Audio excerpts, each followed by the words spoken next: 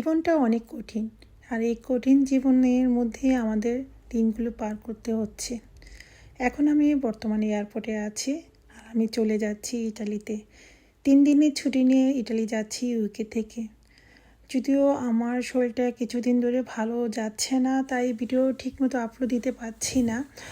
আর মন মানসিক খারাপ। যখন আসলে কাছের মানুষরা এক এক করে চলে যায়, প্রিয়জনরা এক এক করে দুনিয়া ছেড়ে চলে যায়, তখন কোনো কিছুই ভালো লাগে না।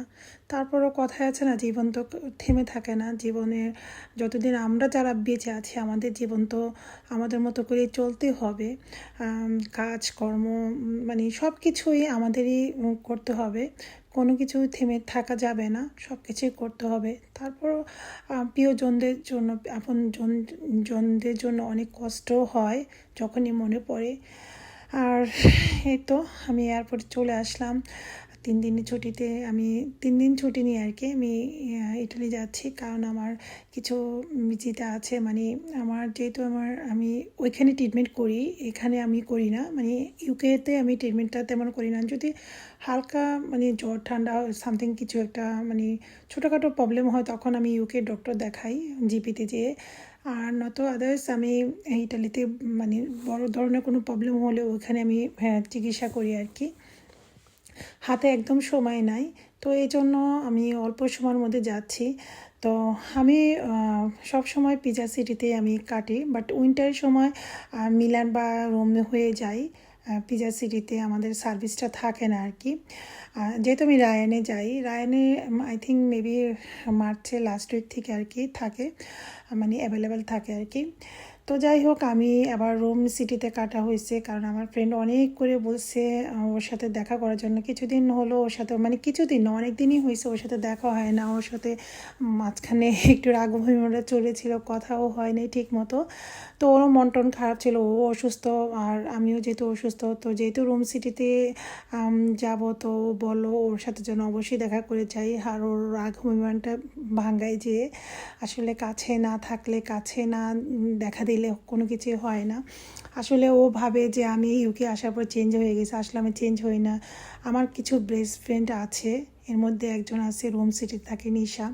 ও অনেক অনেক অনেক ভালো মনে, যদি একটু রাগ একটু অভিমানটা বেশি আমার প্রতি। ওই যে যারা ভালোবাসে কাউকে, তার প্রতি একটু রাগ অভিমানটা থাকে। বাট আদার্স আমার এমনিতে ওর মন মানসিক অনেক অনেক অনেক ভালো।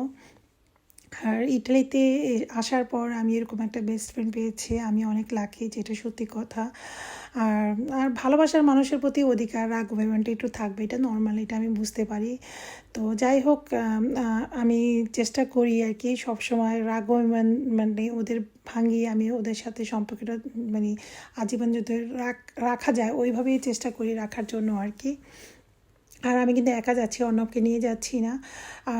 এটা আমার আসলে ভিডিওটা আগ থেকে করা ছিল, এখন আমি বাসায় বসে, ইউকের বাসায় বসে আমি ভয়েসটা দিচ্ছি।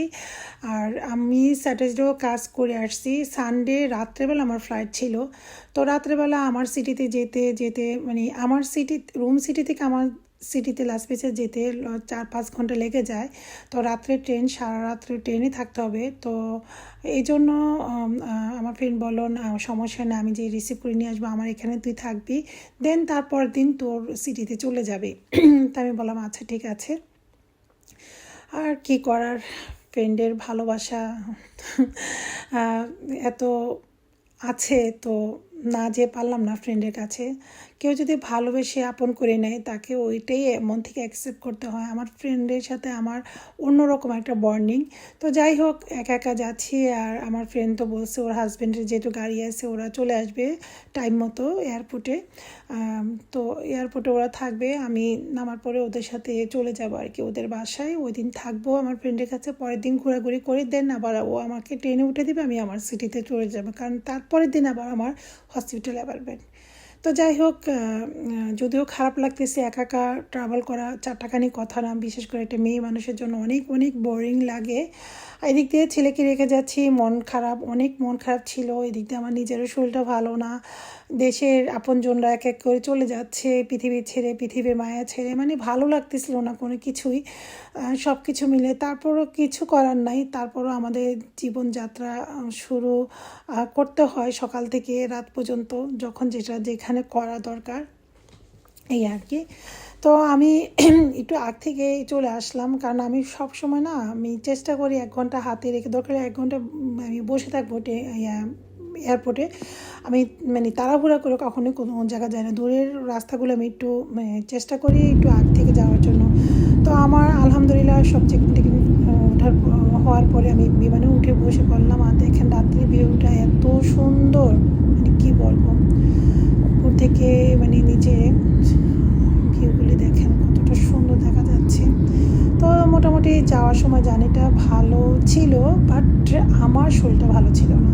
হঠাৎ করে আমি এতটা অসুস্থ হয়ে গিয়েছি, মানে ওই মুহূর্তে মানে আমার টিকিটটা আগ থেকে কাটা ছিল, তো এই মুহূর্তে আমার ইটালিও যাওয়া ইম্পর্টেন্ট। আমি এদিক দিয়ে অসুস্থ হয়ে গেছি, কীভাবে জার্নি করব একা একা, মানে কীভাবে কী করব, মানে একটা টেনশন কাজ করতেছিল। এদিকে আমার ছেলে রেখে গেছে, সব কিছু মিলে মানে সিক মন মানসিক সব কিছু মিলে মানে তেমন একটা ভালো ছিল না। তারপর আল্লাহ ভরসা, আল্লাহর নাম নিয়ে রওনা দিলাম। আল্লাহকে এটাই বলছি, আল্লাহ জার্নিটা যেন ভালো হয়।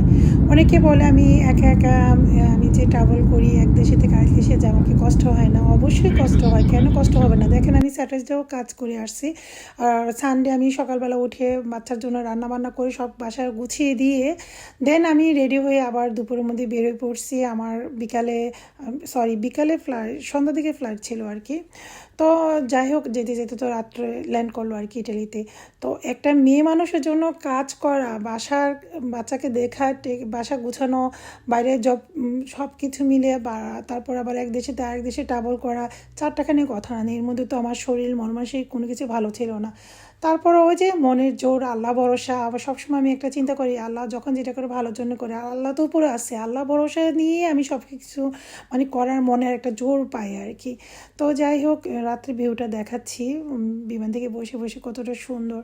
আমি না কোনো জানি, আমি তো ঘুম আসে না, আমার একদম ঘুমাতে পারি না। আশেপাশে মানুষগুলো ঘুমাচ্ছে, বাট আমার ঘুম আসে না, এটা আমার আর বেশি উইক করে ফেলে মানে শরীরটা। মানুষরা আছে না অনেকে ট্রেনের মধ্যে, গাড়ির মধ্যে, বিমানের মধ্যে ঘুমায়, আমার একদম ঘুম আসে না। আর অনেকদিন পরে ফ্রেন্ডের সাথে দেখা হবে, অনেকটা মানে বছর হয়ে গেছে, মানে অনেক মাস আমার বছর হয়ে গেছে।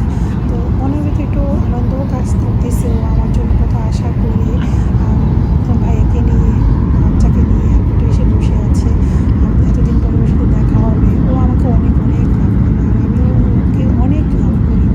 আসলে ফ্রেন্ডশিপের মধ্যে ঝগড়াঝাটিও হয়, মানবিমানও হয়, ভালোবাসাও থাকে। শুধু ফ্রেন্ডশিপের ক্ষেত্রে না, আমি মনে করি হাজব্যান্ড ওয়াইফ বলেন, ভাই বোন বলেন, আত্মীয়স্বজন বলেন, বন্ধুবান্ধব বলেন, সবার মাঝে নিবেশ তো হয়েই থাকে। আমার ফ্রেন্ডের একটাই সমস্যা কি, ও আমাকে অনেক লাভ করে, তো মানে ও চায় যে আমি শুধু ওরই হয়ে থাকি, আমার আর অন্য কোনো ফ্রেন্ড থাকতে পারবে না।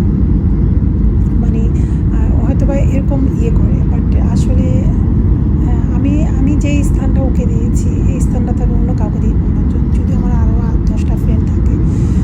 আসলে কিছু ফ্রেন্ড থাকে না যে আত্মার সাথে মিশে যায়, ফ্রেন্ড তো আমার অনেক আছে, বাট এর মধ্যে আমার 2-3 জন ফ্রেন্ড আমার খুব বেস্ট ফ্রেন্ড। তো এর মধ্যে একজন হলো, ফার্স্ট হলো নিশা, অনেক লাভ করি রে তোর নিশা, তো যদি আমার ভিডিওটা দেখে থাকো, মন থেকে অনেক লাভ করি। যতই দূরে যাস না কেন, তুই আমার ছেড়ে কখনোই দূরে যেয়ে থাকতে পারবি না, আমি আছি, আমি থাকবো ইনশাল্লাহ মৃত্যুর আগ পর্যন্ত। আর এই তো রাত্রিবেলা ভিউ, লাইটে মানে বিমানে তো লাইট অফ থাকে, এখন ল্যান্ড করছে দেখতেই পাচ্ছেন। তো ল্যান্ড করার সময় অনেক সুন্দরভাবে ল্যান্ড করেছে, বাট যাওয়ার সময় কেন জানি একটু বিমানটা ঝাঁকি দিয়েছিল, এই আর কি। তো যখন ঝাঁকি দেয় তখন আমার শরীর এতটা মানে দুর্বল হয়ে যাবে, মানে এত শরীর, এমনি তো পুরো শরীর ব্যথা, মানে আমার কয়েকটা প্রবলেম আছে, তো যার জন্যই আমার ইটালি ট্রিটমেন্ট করার জন্য যাওয়া। তো এর মধ্যে যদি আবার এরকম ঝাঁকিটাকি হয়, তাহলে শরীরের অবস্থা তো বুঝতে পারেন আরও বেশি খারাপ হয়ে যায়। তো ফাইনালি আমার ফ্রেন্ড চলে আসছে। আসলে ও একটা মিথ্যা কথা বলছে। আমি যখন ল্যান্ড করছি, আমি ওকে ভয়েস মেসেজ দিলাম যে বিমানটা ল্যান্ড করছে, তুই কই? ও আমাকে বলতেছে, রোজা একটা ঘটনা হয়ে গেছে, দুর্ঘটনা হয়ে গেছে, আসার সময় না গাড়িটা নষ্ট হয়ে গেছে, মানে ওর হাজব্যান্ডের গাড়ি নাকি নষ্ট হয়ে গেছে, তো ঠিক করতে দিয়েছি, আর 2 ঘন্টা লাগবে। তুই 2 ঘন্টা বসে ওয়েট কর। আমার তো একটা মানে টেনশন কাজ করতেছিল, আল্লাহ ও কী বললো এটা। আমি যখনই ওর কাছে আসি একটা না একটা দুর্ঘটনা হয়। এর আগের বার অনেক আগে একবার অর্ণবকে নিয়ে গেছে, তখন ও আমাকে নিয়ে ঘুরতে গেছে, ওর সব ডকুমেন্ট, ওর কিছু টাকা ব্যাগে চোর নিয়ে গেছে রুম সিটি থেকে। তো এখন আবার আসার সময় এয়ারপোর্টে এতদিন গাড়ি কিছু হয় না, এখন আমাকে নিতে আসবে, এখন গাড়ি নষ্ট হয়ে গেছে। শুনে মন টন এত খারাপ ছিল। তা আমি বললাম 2 ঘন্টা বসে না থাকে আমি এয়ারপোর্টে বাস ধরে আমি সেন্টারের দিকে, রুম সেন্টারের দিকে চলে আসবে, কারণ এয়ারপোর্ট থেকে আবার বাস দিয়ে আসতে প্রায় 1 ঘন্টার মতো লাগে সেন্টারের দিকে আসতে। তারপরে যা হবার হবে এরকম চিন্তা করছিলাম।